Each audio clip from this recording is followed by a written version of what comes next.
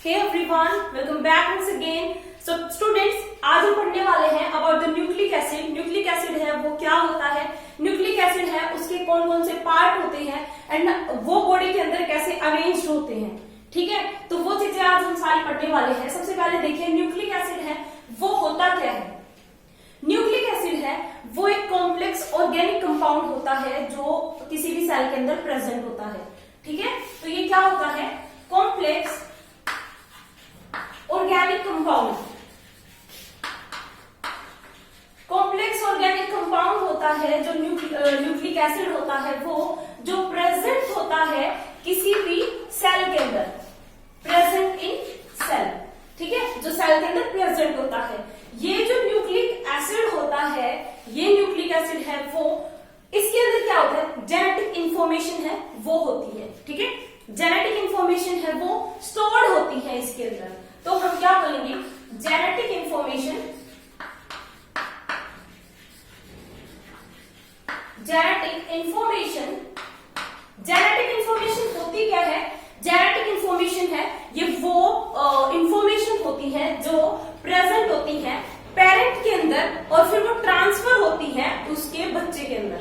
ठीक है, मतलब मान लीजिए कोई भी एक ऐसा स्पेसिफिक कैरेक्टर है जो पेरेंट्स के अंदर प्रेजेंट है.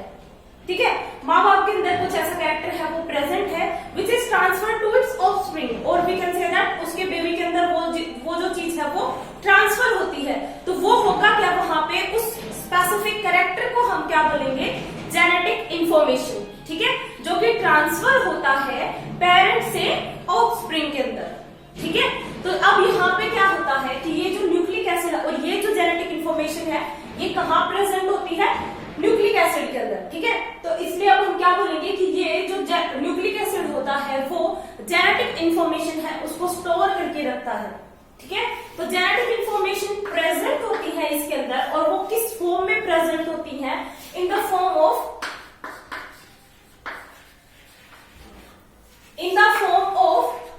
कोड्स.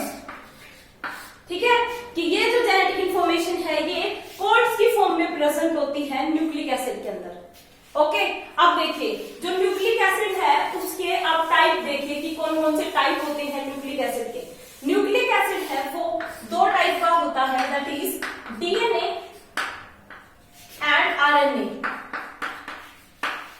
ठीक है, तो यहाँ पे हम आज पढ़ेंगे सिर्फ डीएनए है उसके बारे में, आरएनए को हम जो नेक्स्ट लेक्चर है उसके अंदर कवर करेंगे. ठीक है, तो देखिए डीएनए है वो होता क्या है, सबसे पहले deoxy ribo nucleic acid. DNA है उसकी फुल फॉर्म क्या होती है, डीऑक्सी राइबो न्यूक्लिक एसिड. ठीक है, ये जो डीएनए होता है ये एक मैक्रोमोलिक्यूल होता है. मैक्रोमोलिक्यूल होता है, मैक्रोमोलिक्यूल मतलब एक होता है मैक्रो, एक होता है माइक्रो. ठीक है, माइक्रो का मतलब होता है स्मॉल. ठीक है, और मैक्रो का मतलब क्या होता है, लार्ज. ठीक है, तो ये जो डीएनए होता है वो क्या है, मैक्रोमोलिक्यूल है, इट मींस वो लार्ज है. ठीक है, जिसके अंदर क्या प्रेजेंट होती है, डीएनए के अंदर न्यूक्लियोटाइड्स प्रेजेंट होते हैं इन द लार्ज अमाउंट और हाई क्वांटिटी हम बोल सकते हैं. ठीक है, तो होगा क्या, इसके अंदर क्या प्रेजेंट होते हैं, न्यूक्लियोटाइड्स है वो, न्यूक्लियोटाइड्स प्रेजेंट होते हैं डीएनए के अंदर. ठीक है, ये जो न्यूक्लियोटाइड्स होते हैं, अब न्यूक्लियोटाइड्स देखिए कि न्यूक्लियोटाइड्स है वो क्या होते हैं. देखिए न्यूक्लियोटाइड्स है, न्यूक्लियोटाइड्स है वो बने हुए होते हैं तीन चीजों से. ठीक है, तीन चीजों से मिलकर बने हुए होते हैं जो न्यूक्लियोटाइड्स है वो, दैट इज कौन कौन सी होती है वो तीन चीजें, नाइट्रोजनस बेस, नाइट्रोजनस बेस.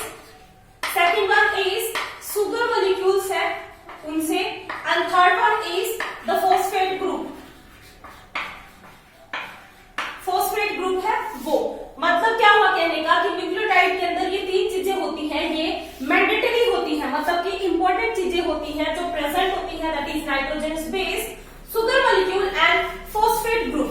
ये प्रेजेंट होते हैं न्यूक्लियोटाइड के अंदर. ठीक है, अब देखिए नाइट्रोजनस बेस है वो क्या होता है, सुगर का हमें वो प्रेजेंट होगी। फॉस्फेट ग्रुप है वो स्पेसिफिक है कि हाँ एक फॉस्फेट ग्रुप है वो प्रेजेंट होगा डीएनए के अंदर, ठीक है। अब होगा क्या इसके अंदर कि न्यूक्लियोटाइड जो नाइट्रोजनस बेसिस है वो नाइट्रोजनस बेसिस है, अब वो क्या होते हैं, ठीक है। तो देखिए नाइट्रोजनस बेसिस जो होते हैं वो दो टाइप के होते हैं, that is purines and pyrimidine. Purines and pyrimidines, ठीक है। तो जो प्यूरिन्स होते हैं वो कौन कौन से होते हैं, एडेनिन एंड ग्वानिन। ये दो जो नाइट्रोजनस बेस होते हैं वो प्यूरिन्स की कैटेगरी में आते हैं, that is adenine and guanine, ठीक है। बट पाइरिमिडिन्स की कैटेगरी में कौन से आते हैं, एडेनिन के बाद thymine and second one is cytosine. ये क्या होते हैं, पाइरिमिडिन्स की कैटेगरी में आते हैं thymine and cytosine, and purines की कैटेगरी में आते हैं एडेनिन एंड ग्वानिन, ठीक है। ये जो नाइट्रोजनस बेसिस है अब ये एक दूसरे के साथ में कैसे बॉन्डेड होते हैं वो अब हम देखते हैं। देखिए क्या होगा, हमारे पास नाइट्रोजनस बेसिस है वो कितने हैं, 4, ठीक है। नाइट्रोजनस बेस है वो कितने होते हैं, 4 है। कौन कौन से हैं, adenine, guanine, thymine and cytosine. अब देखिए होगा क्या, अब ये जो 4 नाइट्रोजनस बेस है हमारे पास, ये चारों नाइट्रोजनस बेस हैं, ये कैसे बॉन्डेड होते हैं, कैसे एक दूसरे से के साथ में लिंक होते हैं वो अब हमें देखना है। देखिए एडेनिन है वो हमेशा क्या होता है, किसके साथ में बॉन्ड करता है या फिर किसके साथ में लिंक हुआ होता है, थायमिन के साथ में, थायमिन के साथ में जुड़ा हुआ होता है।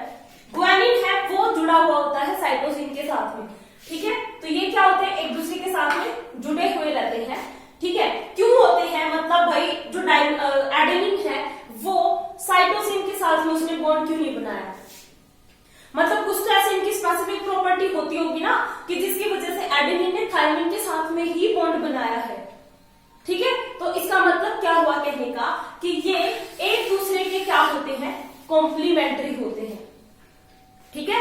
एक दूसरे के क्या होते हैं, ये कॉम्प्लीमेंट्री,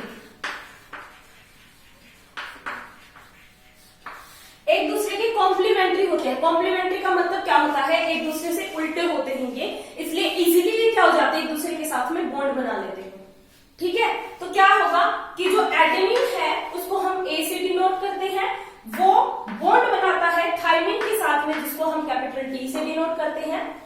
ग्वानिन है जिसको हम कैपिटल जी से डिनोट करते हैं, वो बॉन्ड बनाता है किसके साथ में, साइटोसिन के साथ में जिसको हम कैपिटल सी से डिनोट करते हैं, ठीक है। अब देखिए यहां पे पॉइंट आता है कि जो एडेनिन है वो थायमिन के साथ में बॉन्ड बनाता है, तो वो कितने बॉन्ड बनाएगा, ठीक है। तो वो डबल बॉन्ड बनाता है, ये जो एडेनिन है ये थायमिन के साथ में डबल बॉन्ड बनाता है, एंड ग्वानिन है वो साइटोसिन के साथ में ट्रिपल बॉन्ड बनाता है, ठीक है। ये आपको याद रखना। और ये जो बॉन्ड होता है इनके बीच में, ये कौन सा बॉन्ड होता है, ठीक है। तो ये बॉन्ड होता है हाइड्रोजन बॉन्ड,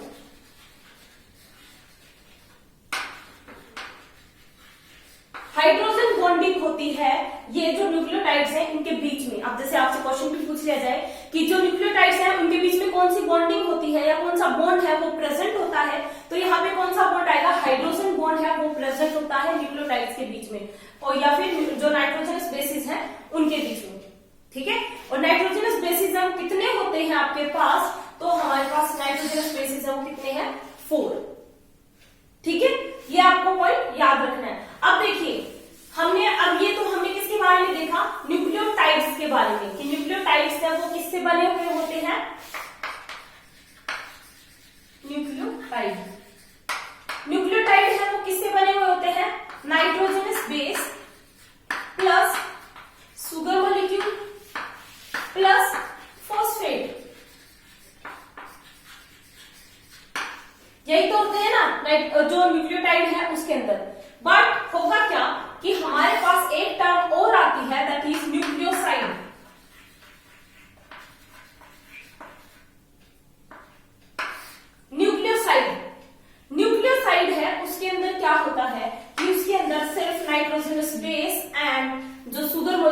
वो ही प्रेजेंट होते हैं। जो न्यूक्लियोसाइड है उसके अंदर फॉस्फेट ग्रुप है वो नहीं होता है, उसके अंदर फॉस्फेट ग्रुप है वो एब्सेंट होता है। ठीक है, तो आपको ये पॉइंट याद रख लेना है कि जो न्यूक्लियोटाइड्स हैं वो उनके अंदर क्या होता है कि ये तीनों आते हैं, that is nitrogenous base, sugar molecule and phosphate group. ठीक है, बट न्यूक्लियोसाइड है उसके केस में क्या होगा कि उसके केस में फॉस्फेट है वो रिमूव हो जाता है। ठीक है, फॉस्फेट है वो नहीं आता इसके केस में, उसके केस में क्या होता है सिर्फ nitrogenous base and sugar molecules हैं वो ही प्रेजेंट होते हैं। ठीक है, सो आज के लिए सिर्फ इतना ही। नेक्स्ट लेक्चर के अंदर हम देखेंगे कि जो डीएनए है उसकी स्ट्रक्चर कैसी होती है, that is double helical structure होती है, तो वो हेलिक्स कैसी दिखाई देती है, किसने उसको डिस्कवर किया था, वो सारी चीजें हम नेक्स्ट लेक्चर के अंदर कवर अप करेंगे। So thank you very much.